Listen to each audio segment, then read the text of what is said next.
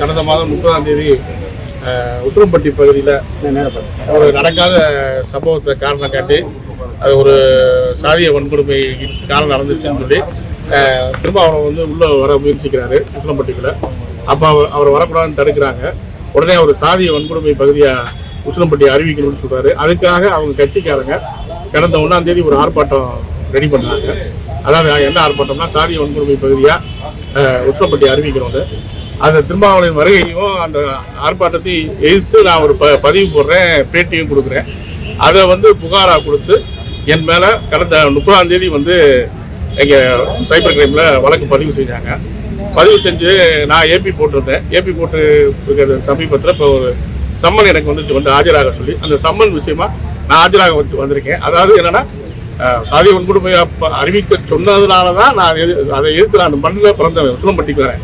உசிலம்பட்டிக்காரன் என் மண்ணில் சாதிய வன்கொடுமை பகுதியை அறிவிக்கணும்னு சொல்லும்போது அது என் மக்களுக்கு இன மக்களுக்கு மிகப்பெரிய நாளைக்கு அது மிகப்பெரிய ஒரு எதிர்வினையாற்றும். அதனால தான் அதை எதிர்த்து பேசினேன், பேட்டி கொடுத்தேன். அது சம்பந்தமாக வழக்கில் சந்திக்க நான் தயாராக தான் இருக்கேன். காவல்துறையின் அழைப்பை ஏற்று இப்போ சம்மன் கொடுத்துருக்காங்க. இந்த சம்மனுக்காண்டி நான் இங்கே சந்திக்க வந்திருக்கேன். ஆனால் இதுக்கு எல்லா தலைவர்களும் குரல் கொடுத்துக்கணும். இன்றைக்கு இருக்க பொது தளத்தில் இருக்க நிறைய தலைவர்கள் யாருமே குரல் கொடுக்கல. ஏன்னா அந்த பகுதியில் இருக்க பெரிய தலைவராக இருக்க அந்த ஓபிஎஸ்ஸாக இருக்கட்டும், அந்த பகுதியில் நின்று டிடிவியாக இருக்கட்டும், ஜெயிச்ச அண்ணன் தங்கச்சி அமைச்சர்களாக இருக்கட்டும், யாருமே இதுக்காண்டி பொது தலைவர்கள் யாருமே குரல் கொடுக்கல. அது ரொம்ப வருத்தத்துக்குரிய விஷயம். இதில் எல்லாருமே எதிர்கட்சி தலைவராக இருக்கட்டும் எல்லாரும் தலையிட்டு குரல் கொடுத்துருக்கணும். சமூக நீதி அரசுன்னு சொல்லி திமுக சொல்லுது. அப்படி சமூக நீதி அரசா இருக்கும்போது இப்படி ஒவ்வொரு பகுதியிலையும் சாதிய வன்கொடுமை பகுதியை அறிவிக்க சொல்லி இப்போ வேக வேலை சொன்னீங்க. இப்போ உசிலம்பட்டிக்கு வந்துட்டீங்க. உசிலம்பட்டி சாதாரண பண்றது கிடையாது. 1000 volts கரண்ட். எந்த அரசியல்வாதியாக இருந்தாலும் பார்த்து அரசியல் பண்ணணும். அப்படிப்பட்ட பகுதியை நீ அறிவிக்க சொன்னது பொறுக்க முடியாத கொடுத்தனால இன்னைக்கு அதை கலந்துக்க போறேன். நான் அதை கலந்துக்கிட்டு விசாரணை என்னன்றதை முடிச்சுட்டு நான் தெரிவிக்கிறேன். பேரு பொறுப்ப சொல்லுவீங்க? என் பேர் பசுபொன் புத்ராபிடிக்க தேவரை, வாழ்க்கை வரலாறு படமா எடுத்துக்கிட்டு இருக்கேன். என் பேர் சௌத்ரி தேவர். இப்போ படம் முடிஞ்சு ரிலீஸ்க்கு வரப்போகுது. வரும்போது அது காரணம் காட்டி தான் சில சிக்கல்கள் எனக்கு ஏற்படுது. அதில் ஒரு சிக்கல் தான் இது. இருந்தாலும் இதெல்லாம் முறியடிச்சு இது மாதிரி இன்னொரு என்னன்னா போலி பிசிஆர் கொடுத்துருக்காங்க என் மேலே.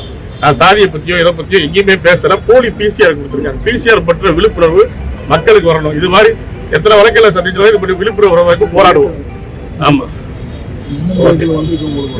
இங்கே இயக்கங்கள் இப்போ இறக்கிறது இப்போ எல்லா தேவரோட கூட்டமைப்பு, அது போக சகோதரர் பத்தல் ராஜா, மாப்பிள்ளை சுல்தான்ஜி, பி.கே. பிரபாகரன், மற்ற இயக்கங்களும் தேவரோட கூட்டமைப்பான எங்களோட சேர்ந்து இது எல்லாருமே நிற்கிறது பிசிஆரை எதிர்த்து.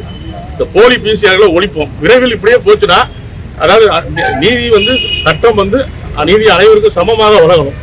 அப்படி சமமாக வழங்கணும். நாங்கள் எல்லா பிசி எம்பிசி மக்களும் சேர்ந்து சமமான சட்டம் வழங்கணும்னு ஒரு மிகப்பெரிய போராட்டம் நடத்துவோம்.